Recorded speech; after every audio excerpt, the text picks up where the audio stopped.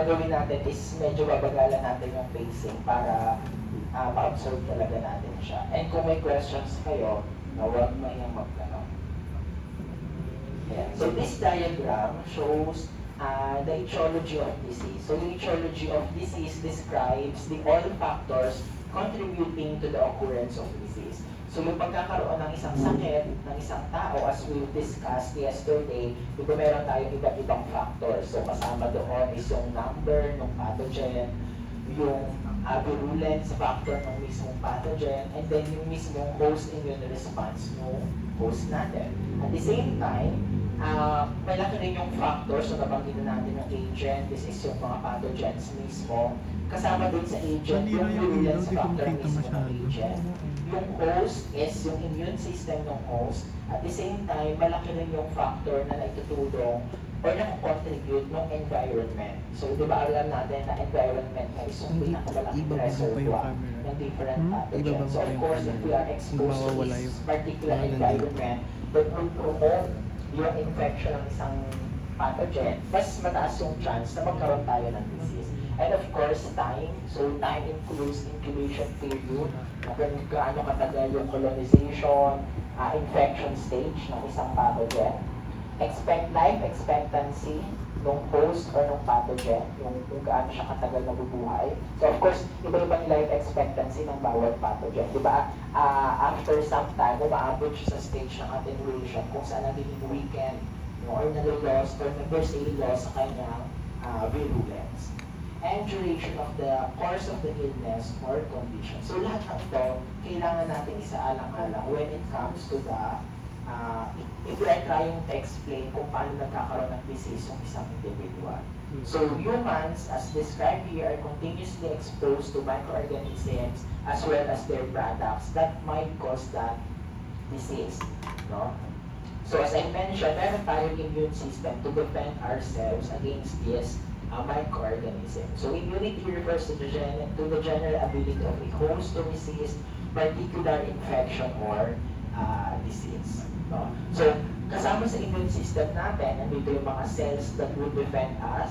No? So of course, meron tayong innate and adaptive immune system. So mamaya i-differentiate natin anong pinagkaiba ng adaptive and innate immune system. Ayan. So factors affecting immunity, so kasama nito host resistance, so overall general health ng isang individual, as well as yung immune system niya mismo. So kung yung isang individual ay immunocompressed, immunocompromised, na obviously, mababa yung kanyang immunity against particular disease. Dosage, so ito yung na-describe na natin yesterday. Dosage is same with the number of pathogens na alam naman natin na the greater the number ng isang pathogen, mas mataas yung chance na makapag-infection, makapag-cause ng disease. Although again nga, malaking contributing factor yung virulence mismo ng pathogen na yun. Ayan. So tignan na natin. So yung immune system ng isang individual is basically differentiated into two. Meron tayong innate immune system and then yung adaptive immune system. So bago natin siya describe, familiar na kayo doon sa kay innate and adaptive immune system. Baka narinig nyo na before. So, alam na, kilala na yung innate and adaptive system. So, although itong innate and adaptive system is distinguishable, hindi sila totally separated. Kasi, they act as one immune system. So, kumbaga hand in hand, nagtutulungan sila para maprotektahan tayo against diseases. So first is innate or natural immunity. So as the name implies, innate, no? Bago pa ay magkasilang mismo ng isang individual after being born, present na itong natural immunity. So innate na doon sa individual na yun. No, unlike kasi kay adaptive or specific immune system na pag isinilang yung baby, wala pa siyang adaptive immune system for a particular pathogen, but more on that later. So the innate, since siya yung pagkapanganak mo pa lang present na innate immune system, it acts as a first line of defense. So ito yung pinakauna-unang depensa natin against pathogens. It offers resistance to any microorganisms or foreign material encountered by the host. Meaning to say, wala siyang specificity. No? Unlike kay adaptive, na very specific siya. So, kunwari sa adaptive, may specific tayong antibody for a particular virus. Dito sa innate or natural immunity, non-specific. No? Tinatawag din natin siyang non-specific immunity. Meaning to say, yung level ng protection, yung level ng defense is the same sa lahat ng pathogen na makakapasok sa katawan. Wala siyang pinipili. So, lahat na ng pathogen pa yan, basta malaman ng katawan natin na pathogen, same level of defense yung gagawin ng innate immunity natin. So, it includes general mechanisms, such as yung mga chemical, physical, or mechanical barriers natin. So, important dyan is yung skin. So, as we know naman, yung skin, yung largest organ natin that is exposed sa environment natin. So, yung skin mismo natin is yung pinaka-first line of defense. Ano yung first step ng microbial pathogenesis? If naaalala ninyo? Exposure, di ba? After ma-expose, kailangan makapag-adhere. And then, colonization. So, doon pa lang sa step ng exposure and then adherence, pwede na natin mapigilan yung sakit. Kung napipigilan natin mismo yung adherence. So exposure, hindi naman mapipigilan natin, yes, pero may mga circumstances na hindi naman natin maiwasang ma-expose sa pathogen. Pero yung adherence, mapipigilan agad natin yan because of our skin. No? So yung skin natin mismo is yung pinakaunang defense natin. Some organs, some tissues ay nagsisecrete ng mucus. So yung mga mucosal secretions na yan also contribute para hindi agad makapag-adhere. Diba, remember, yung local pathogen, gusto mo makapag-adhere and then makapag-colonize dun sa host. So yung mucus, it prevents adherence ng mga pathogen. And mga antimicrobial mediators like lysozyme, which generally are mga antimicrobials. So it defends against foreign particles equally. So sa nasabi natin kanina, wala siyang specificity. Pantay-pantay yung kanyang depensa against all pathogens na makakapasok. Non-specific. And it lacks, important to note, it lacks immunological memory.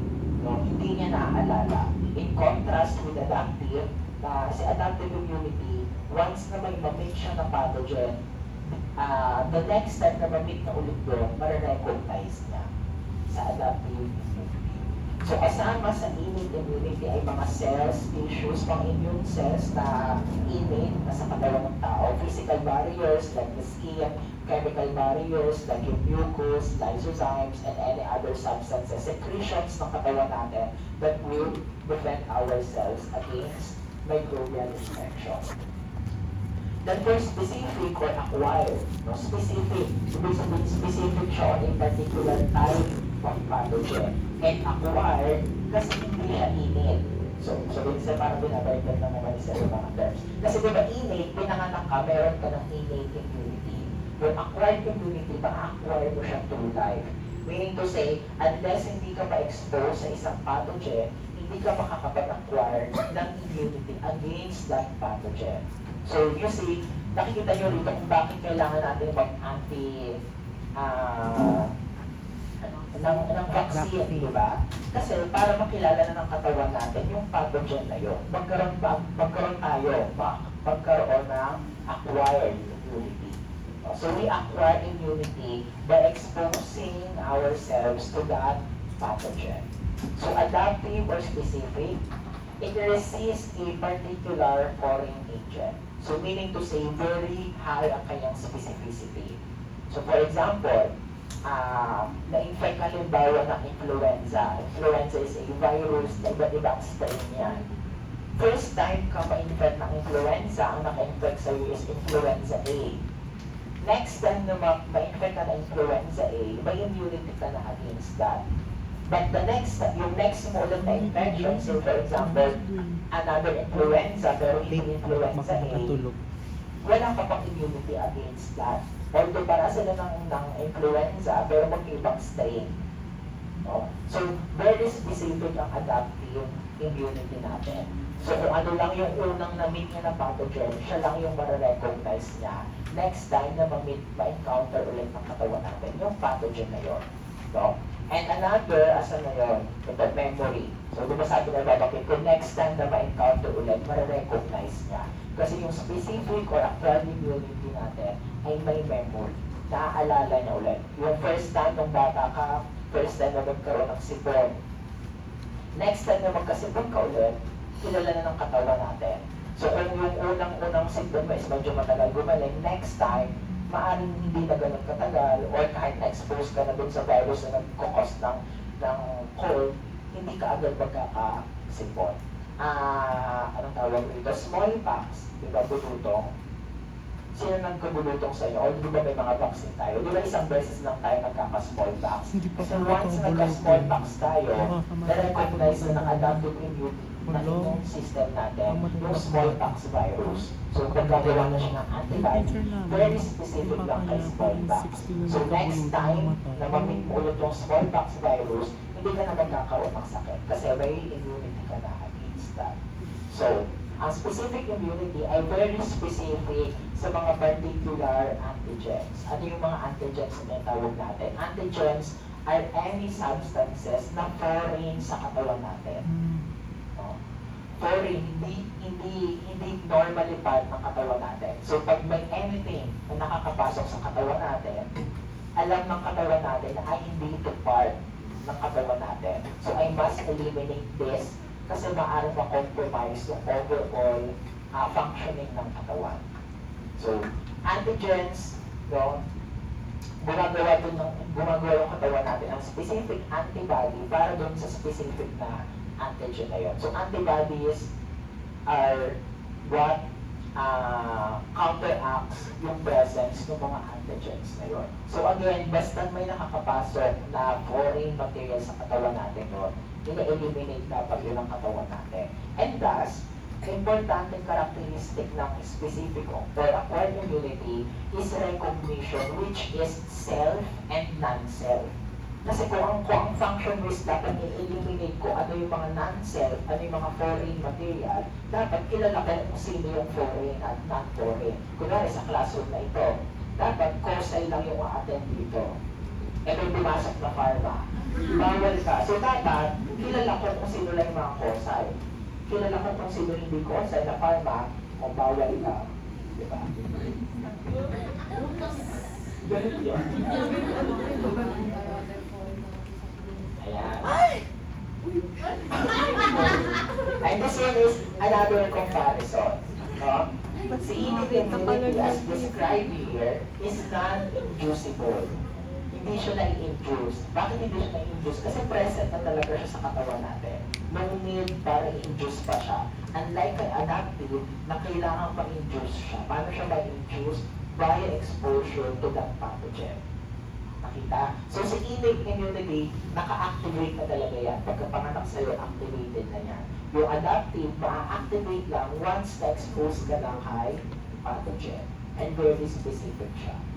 So example, sa innate immunity, yung physical and chemical barriers natin for infection, including yung skin, mga secretions ng katawan natin, yung mga cells, kikilalanin natin. Diba sabi ko kanina maraming characters, kikilalanin natin yung iba't ibang mga cells na yan.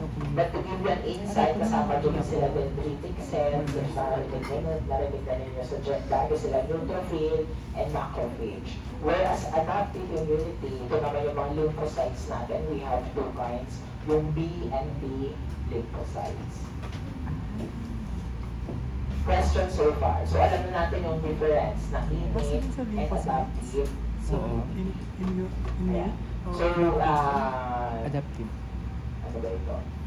This diagram here shows na yung iba't ibang cells included for each part ng immune system. So for innate, so ito yung mga present na although parehas naman silang present na talaga sa katawan Tapos ang natin. mga Pero innate itong naman, part ng yung innate immunity dendritic is hindi cells, sila specific. yung Same macrophage. sila Tapos kung yung paano mga ginagawa nila sa isang pathogen. white blood cells. Same din yung gagawin nila sa ibang pathogen na makakapasok sa katawan natin. Sila macrophage, neutrophil, dendritic cell, eosinophil, basophil, at iba't iba pang mga mast cells. In contrast, so adaptive, like si B cell and T cell, very specific yan. Kunwari si B cell, iba yung antibody na gagamitin niya against smallpox, iba yung antibody na gagamitin niya against influenza, against cold virus, and so on and so forth. So very specific sila. Ganun din si Parang dalawa nga yun, T-cell. T-cell tapos And meron pang isang another cell. important to know is kailangan ma-activate muna itong sila B-cell and T-cell. Diba, nakikita kasi natin sila na magkahiwalay, yung innate and adaptive immunity. Pero kanina, ina-emphasize ko na sila ay nagtutulong hand in hand.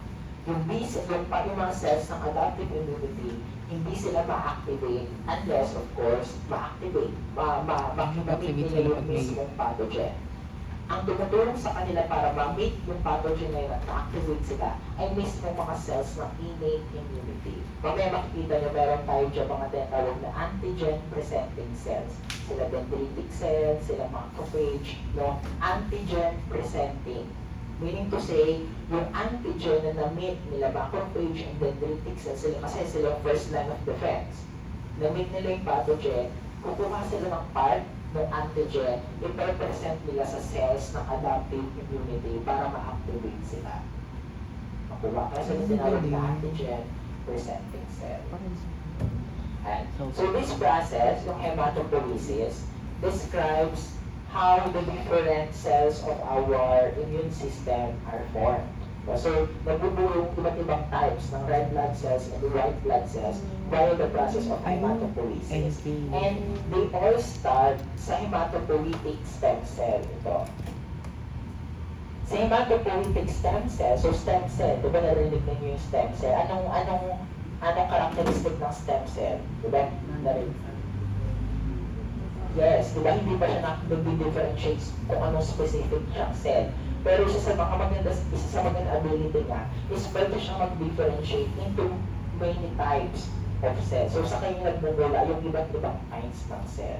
So hematopoietic stem cell is a pluripotent stem cell. So meaning to say, it can give rise to many types ng mga specialized cells. So from the hematopoietic stem cell, pwede siyang mag-arise into myeloid precursor, myeloid stem cell, or lymphoid stem cell. Lahat ng cells na nanggaling sa myeloid stem cell ay part ng innate immune system. Whereas, lahat ng cells na galing kay lymphoid stem cell ay part ng adaptive immune system. Nakuha po? Ayan. So, kasama sa myeloid stem cell sila red blood cell, syempre. And then yung mga white blood cells na part na talaga ng innate immune system. So, kung naandyan sila neutrophil, basophil, eosinophil, mast cells, no, sila macrophage, dendritic cell, lahat yan ay part ng innate immune system. Parang may hiwalay namang, sige. Mamaya na yung description nila kasi makikita naman doon sa next na slide. Sa adaptive, so ito yung mga lymphocytes na, kasama dyan sila T cells and C cells, adaptive immune system. So, dapat kilala natin sila mamaya. So, punta na tayo sa innate immune system, the non-specific host resistance. So, sabi natin, ang innate immune system is yung first line of defense, di ba? And kasama dyan, unang-una ay yung mga physical and chemical barriers to infection. So, nabanggit natin kanina yung skin. Ang skin yung pinakaunang physical barrier natin against infection. Yung mga epithelial linings natin, may cilia, di ba? Which propels, drives out, nire-remove lahat ng nakakapasok po, especially, for example, sa respiratory tract natin. Yung stomach acidity mismo, no? It also acts as a defense mechanism para hindi basta-basta makapag-infect yung mga nakakapasok sa gut natin. And even yung normal microbiota, yung pagsabi natin normal microbiota, ito yung mga microorganisms na present na normally sa katawan natin. So, kunwari tayo, colonize tayo ng normal microbiota. May bacteria tayo na innate sa katawan natin. At tumutulong sila mismo para hindi tayo ma-infect ng mga pathogenic microorganism. Di ba naalala niyo yung discovery ni Fleming? Di ba yung S. aureus, yung plate ng S. aureus na inhibit ng Penicillium notatum. Ganun din sa katawan natin. yung mga normal microbiota natin, nagsisecrete ng mga substances that would inhibit colonization ng mga pathogenic microorganisms. So, hindi tayo basta-basta ma-infect. So, thanks to that, normal microbiota. Kahit yung mga gut microorganisms natin, no, if they promote digestion at the same time, defends us against microbial infection. Mga secretions ng katawan natin, very important, like lysozymes sa tears, mga mucus, ayan, mga mga natural antimicrobials ng katawan natin. Rapid change ng pH natin, so kasama yan. So lahat sila ay part ng physical and chemical barriers to infection. So sabi nga rito, ayan na yung quote natin dyan, that the best defense against infectious diseases for the human body is to prevent pathogens from colonizing in the first place. Diba kasi ang first step to microbial pathogenesis is adherence and colonization. So kung ayaw mo magkasakit, yung first step pa lang ng microbial pathogenesis, dapat may inhibit na natin, which is adherence and colonization. Kaya mayroon tayo yung mga physical and chemical barriers na yan. Pero may mga times na nasisira yung mga barrier na yan. Tama. Diba? Nagdaba ka. Diba? Nasugatan ka. Nasira yung skin. No? And of course, yung mga microorganisms, adapted din yan. Diba? Yun sa functions nila, dapat ma-evade yung host immune system. So, kaya sila may mga enzymes, toxic substances, na sumisira sa mga physical barriers na yan. Ano yung mga enzymes na na-discuss natin last time, diba sila hyaluronidase, sinisira mismo yung skin tissues, kaya napapenetrate nila yan. So once na mapenetrate yung first line of defense na physical and chemical barriers, dito na ngayon papasok yung mga cellular components ng immune system. So, from myeloid cell, ito yung galing doon kanina sa stem cell natin. No? Meron tayong two lineage, yung mga monocytes natin and granulocytes. Si monocyte, yung immature na monocyte, after some time, pwede siyang mag-mature into macrophage or dendritic cell. Asan yung dito? Ayan. So, diba galing na hematopoietic stem cell, sa hematopoietic stem cell, pwedeng myeloid or lymphoid. Itong myeloid, part ng innate. Yung lymphoid sa adaptive. From myeloid precursor, dalawang types, yung mga monocytes at saka itong mga granulocytes. Ang monocytes, di ba immature sila at first? Once they mature, they can differentiate into a macrophage and dendritic cell na very important ang function. Una, pag may na-mix sila na microorganism, pwede nilang i-direct attack and then i-engulf nila via phagocytosis. Yun yung unang gagawin nila. I-engulf dapat nila yung bacteria, engulf nila via phagocytosis. I-digest nila. Once digested, yung part ng na-antigen, ng pathogen na yun, kukunin niya. And i-present niya ngayon kay adaptive immune system. Hence, ang mga monocytes ay tinatawag na, as I mentioned earlier, mga antigen-presenting cells. Very important na function nila yung antigen presentation.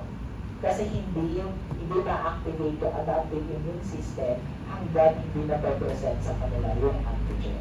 Kunwari, ito yung adaptive immune system. O kunwari kami na lang si Miss Ho ay adaptive immune system.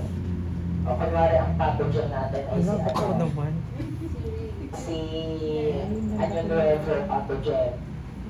Inatake niya yung katawan natin. Ako is si macrophage. So, atakihin ko siya kasi foreign siya, pathogen siya. Atakihin ko siya, i-eliminate ko yung phagocytosis, engulf. Kung ako ng part niya, antigen, kung ako ng part niya, i-represent ko kay Miso. Miso, may nakita ko, may na-make ako na foreign substance, i-represent ko sa'yo para ma-activate mo yung adaptive immune system. So, syempre, si Miso, yung na part ng adaptive immune system, iti-check niya, yes, this is really a pathogen. So, tatawagin na niya ngayon yung ibang cells ng adaptive immune system para buksain pa ng tuluyan. At bagay, kasama niya pala si Iron. Ay, yung nauna natin na may kasama pa yung marami pa sila Iron. Mga badit pala yung pathogen. Tsaka natin ngayon sila bubuksan lahat. Mas mabilis na ngayon kasi kasama na natin yung adaptive immune Ay, system. pathogen. Nakuha po. Ako. Aside from this, mga APCs natin, mga antigen presenting cell, meron tayo mga granulocytes. Granulocytes kasi may mga granules sila sa cytoplasm nila.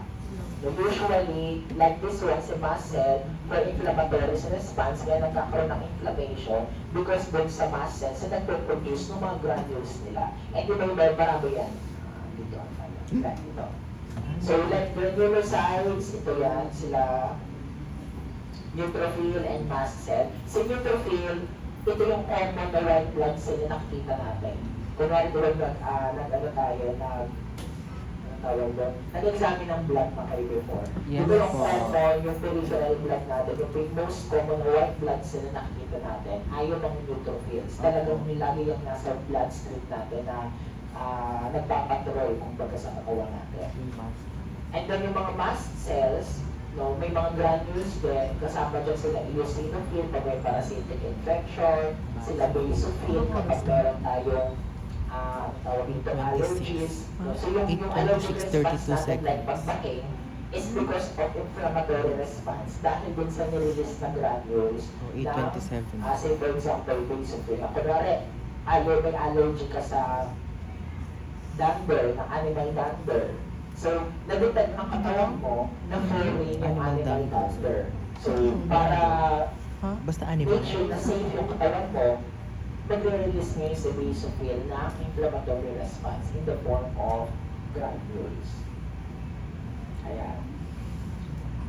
Kaya ba? So, nakakain na pa tayo. No? So, bagalan lang natin para... So, sabi natin kanina, pag may nakakapasok na pathogen, dapat alam ng katawan natin na ito yung pathogen. Diba? Kasi paano natin masasabi na ito pala yung pathogen kung hindi natin kilala? Kaya isa sa mga important function ng immune cells natin ay pathogen recognition. Dapat they are able to recognize the presence of pathogens. So paano nila yung nare-recognize? Meron silang mga receptors. Receptors na dinedetect itong mga pumps and dumps. Pathogen-associated molecular patterns and damage-associated molecular patterns. So sabi ko kasi ang tawag dito mga terms. Itong pumps is simply any part ng pathogen na makes it a pathogen. Kung bagas, anong ko sabihin? Present lang talaga siya kay pathogen. Diba? So kunwari, sabi natin, balik tayo sa example natin kaninang Corsi and Pharma.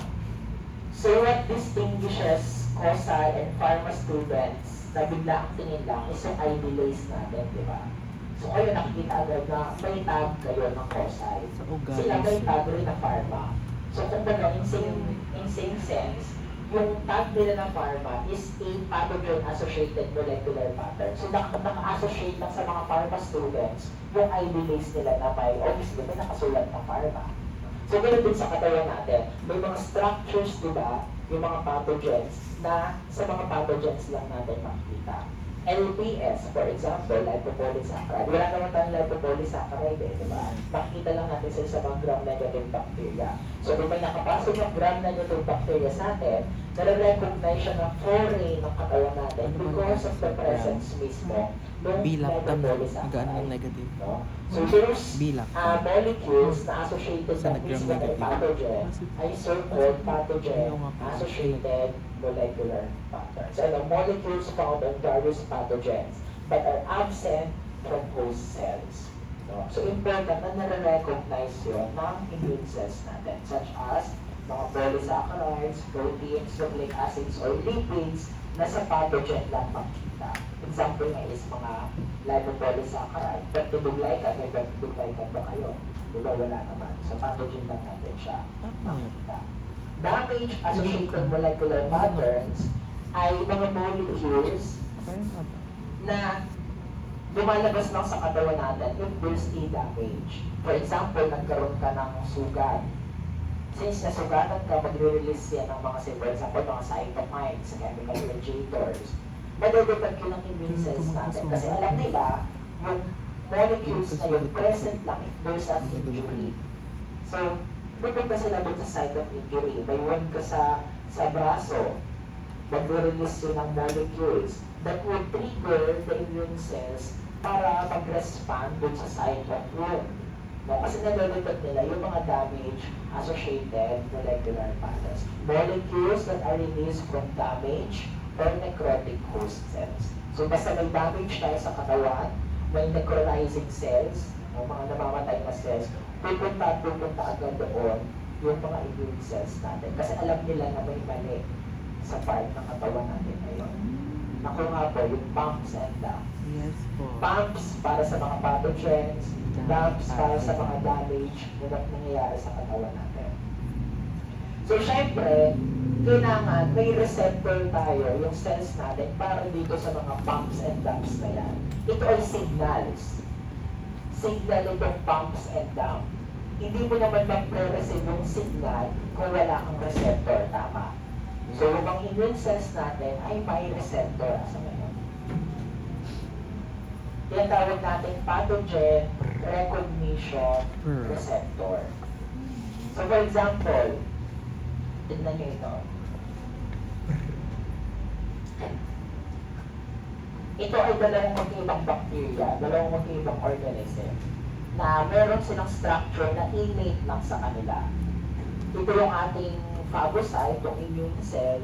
Doon kay immune cell mismo ay may mga receptor. Ito yung pathogen recognition receptor that would recognize yung mga structures na innate lang para dito sa mga pathogens.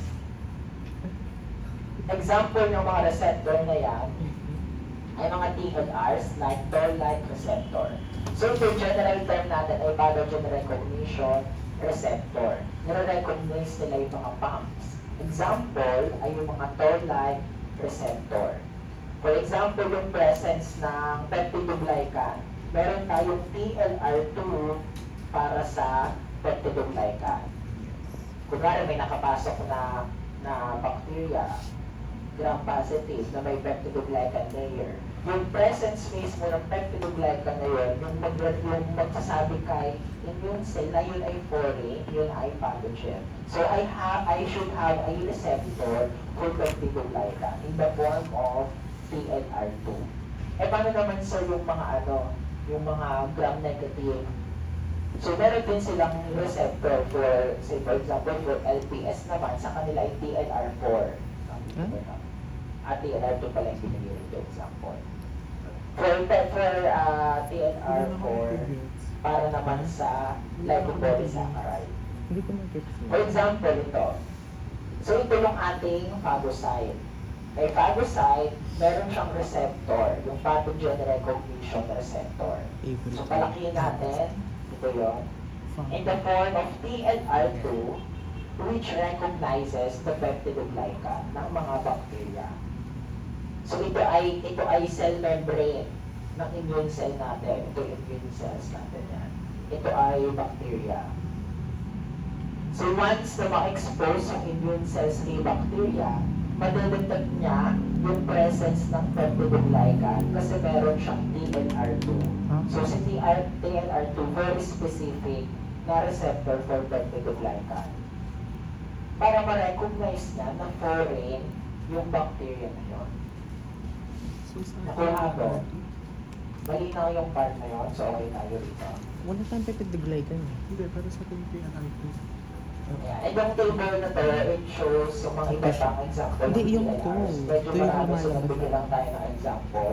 Like ito yung TLR2 nga for peptidoglycan, TLR4 for lipopolysaccharide, may TLR5 for flagellin, TLR6 for lipoproteins, and so on and so forth. Yan yung mga receptors for specific structures na present nga lang sa mga pathogens. Diba ang galing ng cells ng katawan natin? Next ay mga chemical mediators. Chemical mediators, ito si ginagamit ng katawan natin for signaling. No? Para nalalaman agad. Kasi ang hirap naman kung yung immune cell mo nasa ibang part ng katawan, yung damage mo is nandito sa part ng katawan. So, paano yung mabilis na response? Siyempre may mga signals in the form of cytokines. So, cytokines, nire-release yun ng katawan natin. For example, in the presence of pathogen, in the presence of damage, nagre-release tayo ng cytokines as chemical mediator. At sa cytokine, iba-iba yun ang effect. Kunwari sa isang cell, pwede niyang ma-activate yung cell because of that cytokine. Pwede siya mag-undergo ng chemotaxis. Pupunta siya from one place to another. Pwede siya mag-undergo, kunwari yung cell ay infected ng virus. So dahil infected siya, abnormal siya, kailangan siyang patayin ng immune cells. So yung mga immune cells pwede mag-release ng cytokine that will promote apoptosis or yung natural cell death ng mga cells ng katawan natin. Pwede may ma-activate ng mga metabolic pathways. Pwede mag-proliferate, mag-multiply, magpadami. Yung B cells, kailangan natin ng maraming antibodies. Because of cytokine, nag-proliferate yung B cell para mas marami mag-produce na antibody. Pwede mag-differentiate, ito na yung activation from immature na non-specialized, nagmamature into specialized form, and many other things. Yung mga Gets mo? cytokine. Gets mo? Hindi ko lang... May cytokine. Another example, the example din ng cytokine is interferons. So, nakikita natin ito sa mga cells na infected by a virus. So for example, itong cell na to ay infected. Ito yung virus na nakapasok sa katawan niya, na-infect siya. So dahil na-infect siya ng virus, ma-activate yung pag-produce ng cytokine, ng interferon, nasa na yung interferon gene, nag-produce ng interferons. Si interferon na produce ng infected cell will tell other cells ng katawan natin na siya ay infected ng virus. Kunwari, kamulot ni Miss Ho, virus si Mr. Anya Nuevo. Ano naman? Na-infect ako ng virus, so abnormal na ako. Kailangan, warningan ko si Miss Ho na ako infected. So I would synthesize and then release interferons that would tell Miss Ho na may virus na naka-infect sa akin. So dahil alam mo na ako infected ng virus, lumayo ka na, tawagin mo na yung ibang cells natin para mapatay ako at yung virus. So chemical mediator, chemical signaling. Ito yung mga other examples Target ko na siya eh. mga chemical mediators. We have interleukins, hematopoietins, chemokines. Pero hindi na natin i-list. Ito yung general lang para lang nakikilala.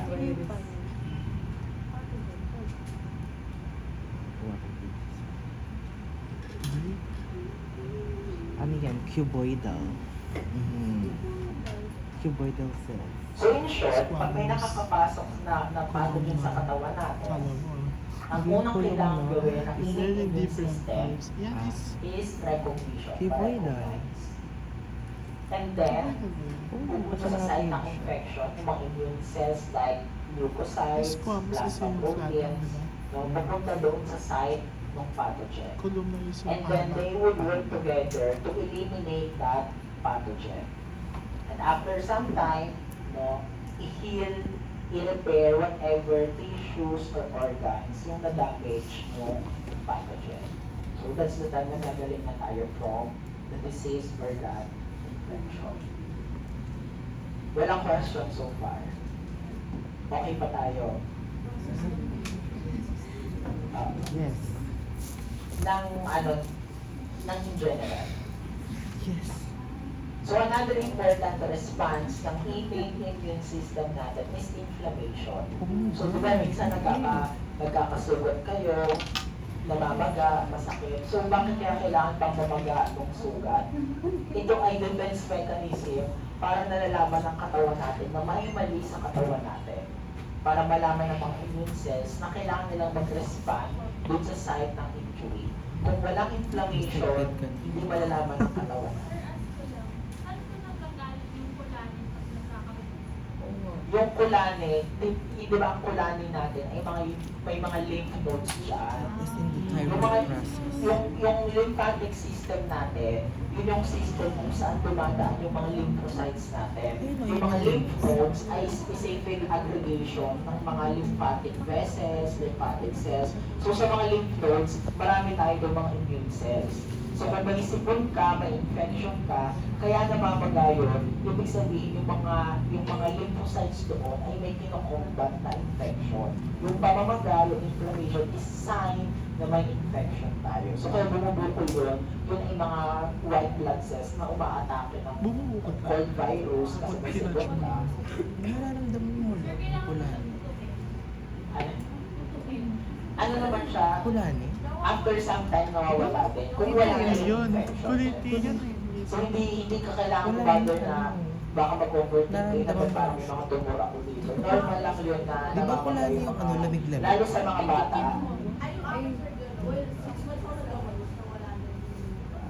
Wala na ako ng boss. Yung pamamaga ng lymph nodes is a sign naman. So, ayun, kaya important yung inflammation. No? Kasi yung inflammation yung nagsasabi sa katawan natin na again, may mali, may infection. So, ano yung mga signs ng inflammation? Sila rubor, color, dolor, tumor, function, lisa. Kailangan may redness. Because of that redness results from increased blood flow. Bakit kailangan increase ng blood flow? Kung may injury ka dito, mamumula yan pag may inflammation. Which results to increase blood flow. Bakit kailangan increase yung blood flow? Or Nagdadagdag indication. yung mga blood vessels natin para mabilis yung response ng immune cells natin papunta dun sa site ng wound. So kasama yung warm, no? Umiinit because of the increased blood flow, increased metabolic activity. Pain, very important ang pain. Kasi hindi mo mararamdaman na may sugat ka kung wala kang nararamdaman na sakit, di ba? Kaya important na part ng buhay natin yung nasasaktan. Di ba? Alam niyo, anong sakit yung nakalimutan ko? Yung numb, yung nila, wala silang Carpal tunnel syndrome. Ay, baba. parang iba naman yun. Sa nerd, Sir John. Sa, Nakalimutan ko yung pangalan. nakalimutan ko ano. Nasa Napanood ko Grey's yun eh, Anatomy sa- yun eh. Wait. Yung kahit nagganon na siya, tapos napanood ko din yun. Basta, nakalimutan ko siya ko. Basta may sakit na hindi ka nakakaramdam ng pain. So kung akala mo nakakatuwa yun kasi hindi ka masasaktan, hindi, kasi kapag kunwari may galos ka, nakaapak ka naman pala ng pako, hindi mo alam. Kasi wala kang nararamdaman ng sakit. So very important yung pain. And then swelling, no, kaya namamaga, nararamdaman yung inflame, no, because of, ayan, the bigalis become more permeable, no, and yung presence ng mga immune cells na pumupunta mismo dun sa site of infection. And in severe cases, pwedeng magkaroon ng altered function ng tissue or organ na yun, which is ayaw naman natin mangyari.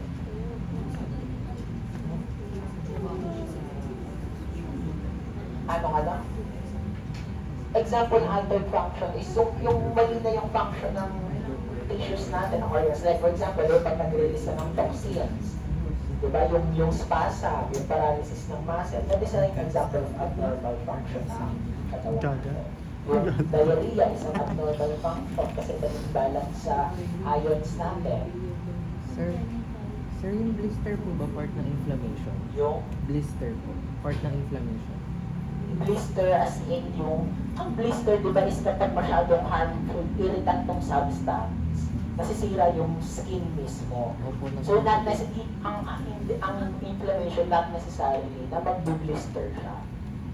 So kasi ang pag-blister, kunwari napasok ka ng acid or ng masyado mataas na alkaline, di ba? Sir, nagka-blister ako, nagsuot ako ng bra ng nanay ko.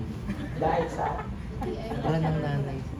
nagsuot na, Sinuot ko yung bra ng nanay ko. sir. Yung bra ng nanay niya. Nagka-blister ako pagkatapos ko. Hindi ka kasana. eh kasi bakit yung masakit masyado sa'yo? Oo. Ano Tsaka kasi baka ako- hindi ka sa... Hindi kasi. Hindi kasi sa'yo. Ayan. O, so tingnan Ano bang natin cup ito. sa'yo? kung ano nangyari. So, kunwari, na-puncture yung balat natin ng splinter. Tumingin mo na rito, tumingin. So, na-puncture yung balat natin ng splinter. Ang unang mangyayari, di ba nalala yung mga damage associated molecular patterns? Mga chemicals that would tell yung katawan natin na may damaged tissues. So, in the form of cytokines, chemokines specifically. So, magre-release ng molecules, chemical mediators that would tell yung sa immune cells natin na may damaged tissue. So, kapag na-release yung chemokines na yan, ma-activate yung endothelial lining, endothelial cells ng capillaries, for example, blood vessels. So, in short, pag na-injury tayo na kunwari na may wound, may puncture, mag-release ng chemical mediator that would activate yung linings ng blood vessels. Ang nangyari sa blood vessels is, ang tawag rito? Makalimutan ko yun. I-display nila yung mga molecules na tinatawag na selectins dun sa lining ng blood vessels. Important yung selectins kasi it would attract white blood cells. Di ba ang white blood cells normally nagpapatrol sa katawan natin? Pero para malaman niya na may wound, dapat may signal siyang mag-perceive na, ay, andito yung, kunwari, kasi yung mabili tayo ng example. Kunwari sa highway, Ay, akala ko po. sa expressway. Pag nasiraan ka sa expressway, syempre mag-hazard ka, maglalagay ka ng mga karatula na ikaw ay nasiraan para puntahan ka ng mga, anong tawag dun sa mga officers natin, di ba? Para hihilain mo sa akin mo. Di ba? Ganun din. So pag may injury tayo, dun sa part na may injury, may signals in the form of selectins. Uy, may injury dito. So, yung mga nagpapatrol na white blood cell, pag makita niyo yung selectins, pupunta sila, ma-attract sila dun sa selectins. Kasi, specifically, meron silang integrins naman ito. Yung mga integrins ay receptor ng mga nagpapatrol na white blood cells na nape-perceive itong mga selectins, selectins. So, ngayon, di ba, normally, ang white blood cells, di ba, pa-round yan. Gulong-gulong yan, nagro-roll sa blood vessels natin. Pag may nakita silang selectins, mag-change sila ng shape, papasok yan sa, di ba, ang white blood, ang cells ng katawan natin is dikit-dikit ganyan, di ba? Sa last ng kasi. Di ba doon yan? Ay, ang kagaya nito, di ba? Yes. So, syempre, kaya dikit-dikit yan para hindi basta-basta Squamous epithelium. ma-penetrate ng foreign substance or ng anumang substance na hindi dapat mag-penetrate dyan sa part na yan. Pero, itong mga white blood cells natin, once activated, kaya nila mag-change ng shape, kaya nila mag-penetrate dyan sa mga cells na yan. Para nakakapasok sila, nakakapag-migrate agad sila from one part ng katawan to another. Yan ang tinatawag natin, ayan, diabetes and extravasation. So once na nakapasok na sila, pwede na sila pumunta dun sa site ng infection, sa site ng wound, para if ever meron ng mga pathogen, ika-counteract na nila. Malinaw po. Papahinga muna tayo sa blood. Kasi yung